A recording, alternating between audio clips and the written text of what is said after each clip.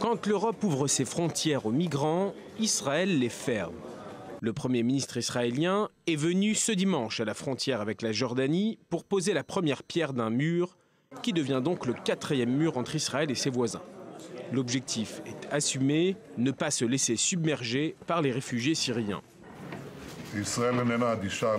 Israël n'est pas indifférent à la tragédie humaine des réfugiés venus de Syrie et d'Afrique.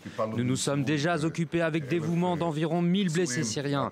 Nous discutons avec les chefs d'État africains des programmes d'aide, mais Israël est un petit pays, un très petit pays. Nous sommes dans l'obligation de contrôler nos frontières.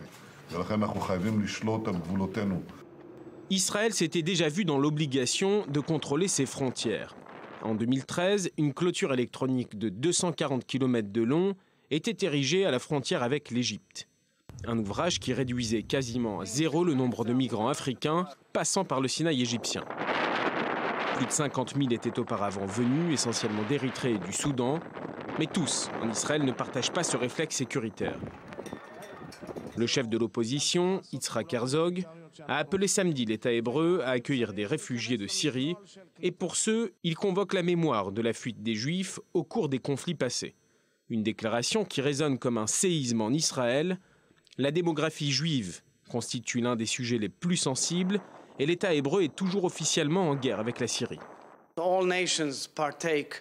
Toutes les nations doivent prendre part à l'accueil de réfugiés, y compris Israël, une petite partie, et montrer que nous ne restons pas assis, cachés, que nous sommes impliqués dans un effort humanitaire, totalement impliqués dans les soins de nombreux blessés syriens. Mais je crois que nous devrions accueillir aussi des réfugiés syriens. De son côté, le président palestinien veut ouvrir les portes de la Cisjordanie à ces réfugiés syriens. Mahmoud Abbas a exhorté l'ONU à faire pression sur Israël pour laisser entrer un demi-million de réfugiés syriens. Un geste humanitaire que beaucoup en Israël voient comme une autre façon de faire la guerre par la démographie. Ils ajoutent que l'autorité palestinienne ne s'est à aucun moment manifestée quand les camps de réfugiés palestiniens, dont Yarmouk près de Damas, ont été le théâtre d'affrontements et de bombardements violents de la part des forces de Bachar el-Assad. Depuis le début de la guerre civile syrienne, plus de 240 000 personnes sont mortes.